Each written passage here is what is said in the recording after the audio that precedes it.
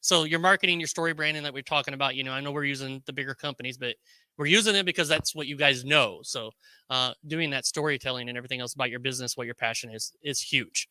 And then your online presence, because most of us don't start out in a store. You don't have a storefront. Most of it, 99% of us don't have a storefront. So your online presence is your storefront. When you got your products on there and everything else, and it's somewhat better because you can show the products being used, you can show how to cook with them, all that stuff, your packaging, everything else. So you've got to have a really good online presence, showing your products, showing yourself harvesting, showing people behind the scenes, bring people into your business. Nowadays, you can bring people into your business. That is huge. Bringing them in, showing the back end of it, showing behind the farm, in the farm, showing them around without having to physically go there. You got that online presence. Andy does a very good job at this. We're getting better with it, showing everybody what we do behind the scenes, what we are. It's out there. So that online presence can be more to you because you got to be more than what a Nike or Apple is and showing that stuff because they don't know you. So you got to bring them in on your story and being on that online presence and be everywhere, be Facebook, Instagram, TikTok, YouTube, be on all the platforms, get yourself out there when you start. There's programs like StreamYard that we're using right now that is very good to do that if you do the live stuff. Meta has a very good back end where you can post on Instagram and Facebook. So it doesn't take a lot of work these days. A lot of it travels and you can use the same content over all the platforms. Just repurpose it. It's fine. But get yourself out there online, market it towards your local area. And there's target marketing you can do in zip codes and everything. Because you don't want to market online on a Facebook, Meta, Instagram, and it goes to California and you're in Illinois. That's not going to do you any good. So you want to be hyper local in that advertisement too, and just being online wherever it goes. Even if you're not spending the money on advertisement, just where it's going, you want to be hyper local and sending it out there. Online present to me is one of the reasons why we grew the business where we are at right now, because people knew about us when they came to the farmers market. And, because we started in January and we started posting stuff. Markets in May, middle of May. People came up to the stand trying to figure out what we were and asking questions because they've seen us online for 5 months, which helped our sales tremendously being at the farmers market. Andy, I know you've done really good with online presence.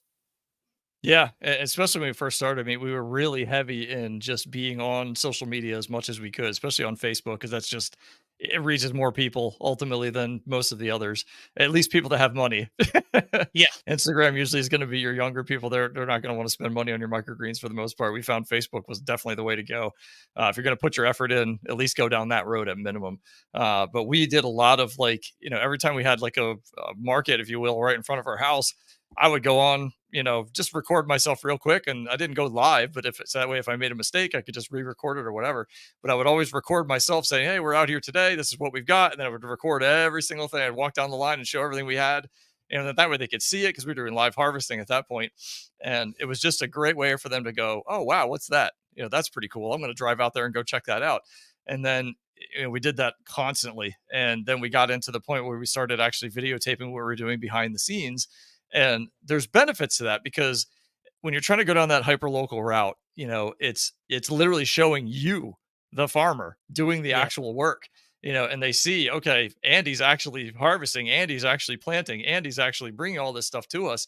And he lives in the city that I live in, which is like, it just kind of really emphasizes and drives home that point that you are hyper local, and that they see, you're not just buying these products and then reselling them to them, that you're literally growing them yourself. So it just kind of helps tell that story a little bit. They get to know you more. And, eventually, like I've said before in other podcasts, I mean, we got to the point where people were recognizing my wife and I out in public and they're like, oh my God, you're the microgreens guy. You're the microgreens guy. And, just because I put so many videos out there. And we posted those videos into local Facebook groups and stuff to really help drive that interest. I mean, before you guys even knew who I was, we already had 4,000 likes on our Facebook page just from local people. This wasn't other microgreen farms that had found us through this kind of stuff. This is literally just us pushing hard on social media to get a lot of people on.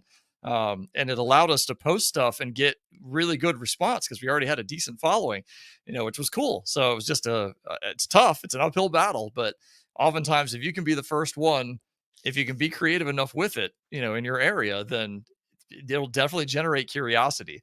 And ultimately that's what you're looking for. They want to be waiting for that next thing to be posted so they can learn more about you, more about your products, more about whatever. Don't go on there and be like, oh, I've got all these microgreens and they're for sale for $5 and $10 and $20. That's how you're going to lose people. If you just go on and talk about the products and the benefits of them and what options you've got and all these different things and show them how they're grown. And you don't have to get into detail, but just make a quick, film yourself for an hour or something and then speed it up 100 times and then play that little bit where it's just you planting crazy, crazy fast, or whatever, just something to generate interest. And like I said in other videos before, is just go in and record B-roll, just record some video footage of each individual plant. And then you can just keep reusing that and rehashing it whenever you want to. And you don't have to do any additional work. Take 5 seconds to throw together another video and throw it out on Instagram. It only has to be 10 or 15 seconds long for a reel or whatever. So, just easy ways to continue to build content without having to proactively build content. Yeah, for sure. You don't want to repurpose it the next day necessarily, but 2 weeks from now, Yeah. yeah, Yeah. you definitely can repurpose it. No big deal. So if you have 5 crops growing, you can kind of, every 5 days just highlight that crop or whatever else. So every 5 days you just rotate it out. There's ways of making it look different and doing things and everything else too, so people don't think it's the same thing. Also, so definitely film everything you're doing in the beginning.